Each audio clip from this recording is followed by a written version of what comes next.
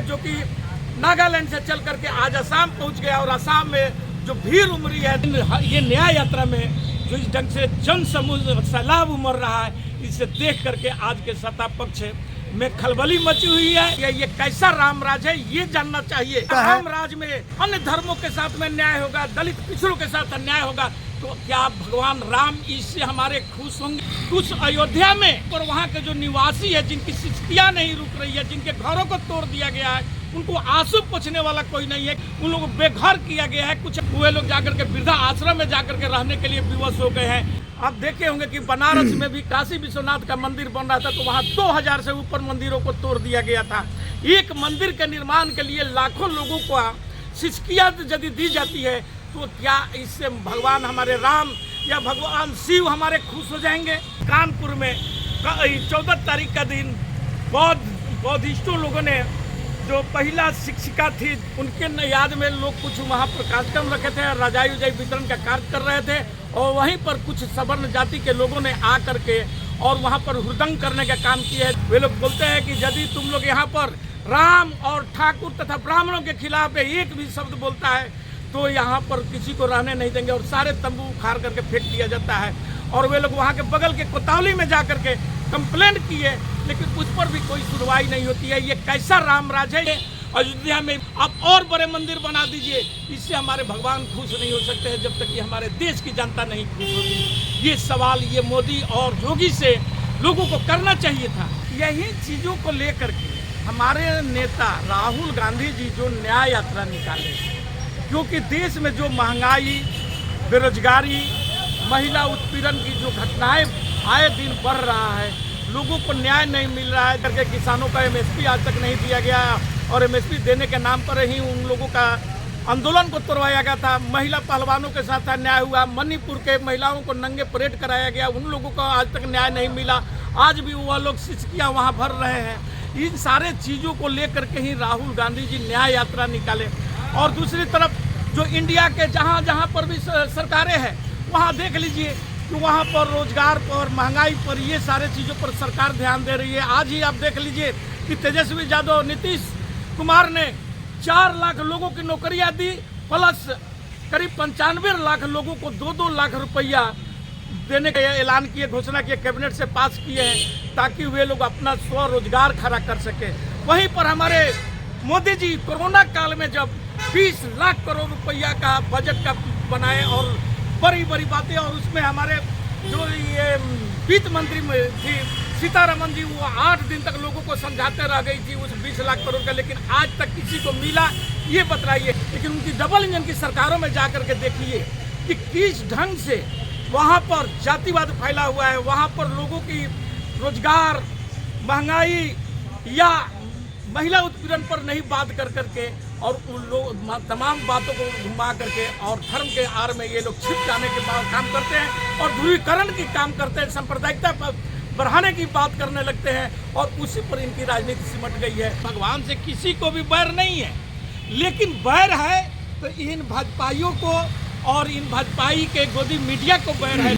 जबकि इन लोगों को ये दिखाना चाहिए था कुछ अयोध्या में, जहाँ पर बाहर से आए लाखों लोगों की जहाँ खुशी हो रही है, वहीं पर वहाँ के जो निवासी है, जिनकी शिष्टियाँ नहीं रुक रही है, जिनके घरों को तोड़ दिया गया है, उनको आंसू पोंछने वाला कोई नहीं है। किसी को 10,000, किसी को 20,000 मुआवजा दे करके उन लोगों को बेघर किया गया है। कुछ ऐसे लोग भी हैं जो बुजुर्ग लोग हैं, जिनको जा करके वृद्धा आश्रम में जा करके रहने के लिए विवश हो गए हैं। इस पर ये लोग क्यों नहीं आवाज़ उठाते हैं? इस पर ये लोग भाजपा या गोदी मीडिया क्यों नहीं बात करती है? जबकि दिन रात वे लोग, आज देख लीजिए पूरे टीवी चैनलों पर कि या अखबारों में राममय बना दिया गया है, लेकिन राम के मंदिर के एवज में, जैसे कि आप देखे होंगे कि बनारस में भी काशी विश्वनाथ का मंदिर बन रहा था, तो वहाँ 2000 से ऊपर मंदिरों को तोड़ दिया गया था।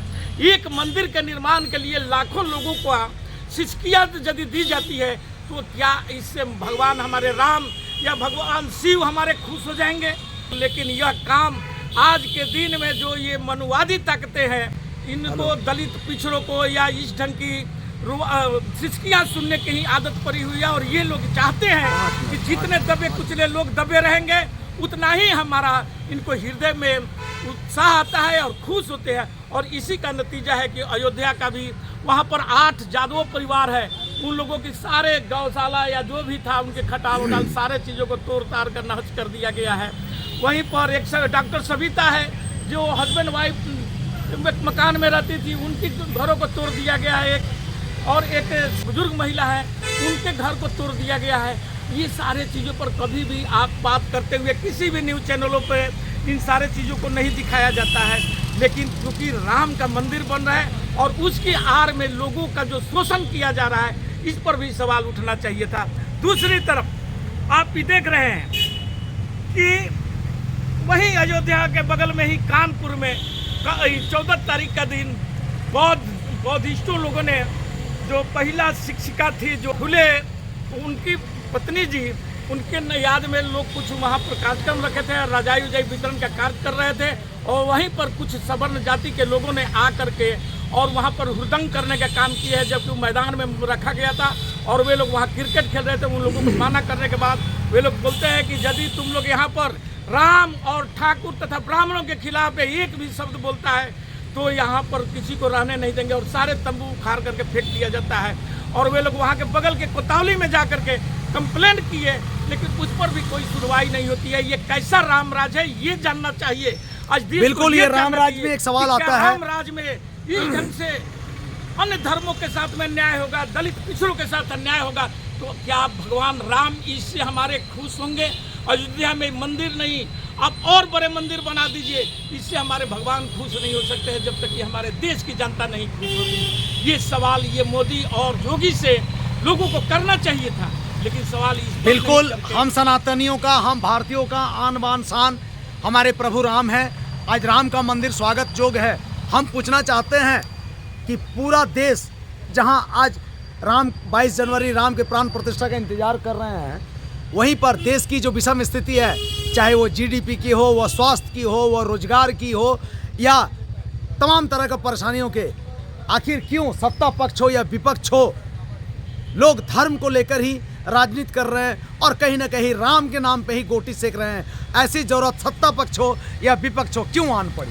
देखिए, यही चीज़ों को लेकर के हमारे नेता राहुल गांधी जी जो न्याय यात्रा निकाले, क्योंकि देश में जो महंगाई, बेरोजगारी, महिला उत्पीड़न की जो घटनाएं आए दिन बढ़ रहा है, लोगों को न्याय नहीं मिल रहा है। जो कि बहुत से आप देखे होंगे, पीछे भी मैं बोल चुका हूं कि किसान से लेकर के किसानों का एमएसपी आज तक नहीं दिया गया, और एमएसपी देने के नाम पर ही उन लोगों का आंदोलन को तोड़वाया गया था। महिला पहलवानों के साथ अन्याय हुआ, मणिपुर के महिलाओं को नंगे परेड कराया गया, उन लोगों को आज तक न्याय नहीं मिला।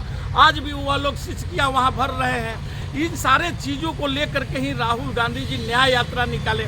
और दूसरी तरफ जो इंडिया के जहाँ जहाँ पर भी सरकारें हैं, वहाँ देख लीजिए कि वहाँ पर रोजगार पर, महंगाई पर, ये सारे चीज़ों पर सरकार ध्यान दे रही है। आज ही आप देख लीजिए कि तेजस्वी यादव, नीतीश कुमार ने 4 लाख लोगों की नौकरियां दी, प्लस करीब 95 लाख लोगों को 2-2 लाख रुपया देने का भी वादा किए हैं, ऐलान किए, घोषणा किए, कैबिनेट से पास किए हैं, ताकि वे लोग अपना स्वरोजगार खड़ा कर सके। वहीं पर हमारे मोदी जी कोरोना काल में जब 20 लाख करोड़ रुपया का बजट का बनाए और बड़ी बड़ी बातें, और उसमें हमारे जो ये वित्त मंत्री थी सीतारमन जी, वो 8 दिन तक लोगों को समझाते रह गई थी उस 20 लाख करोड़ का, लेकिन आज तक किसी को मिला ये बतलाइए। बाद में पता चला था कि ये सब लोन की बात हो रही थी, कि जो लोग धंधा कर रहे हैं, जिनकी बड़ी बड़ी फैक्ट्रियाँ हैं, उन लोगों को लोन देने की ये बात हुई थी। तो ये दोनों में फर्क है, इंडिया गठबंधन और एनडीए में। यानी एनडीए तो है नहीं, एनडीए में सिर्फ एक भाजपा है और भाजपा की सत्ता है, और वो उसी को डबल इंजन की, लेकिन उनकी डबल इंजन की सरकारों में जा करके देखिए कि किस ढंग से वहाँ पर जातिवाद फैला हुआ है। वहाँ पर लोगों की रोजगार, महंगाई या महिला उत्पीड़न पर नहीं बात कर करके, और उन लोग तमाम बातों को घुमा करके और धर्म के आड़ में ये लोग छिप जाने के बाद काम करते हैं और ध्रुवीकरण की काम करते हैं, सांप्रदायिकता बढ़ाने की बात करने लगते हैं, और उसी पर इनकी राजनीति सिमट गई है।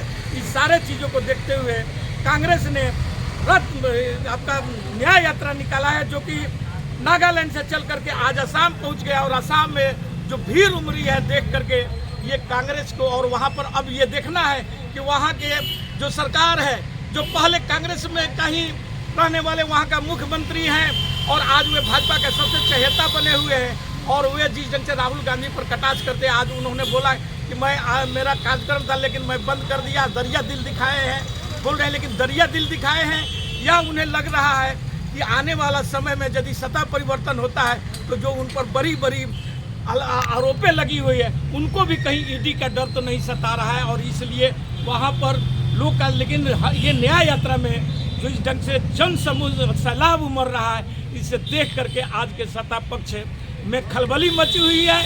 इसी के साथ मैं अपना वक्तव्य समाप्त करता हूँ। जय हिंद, जय भारत।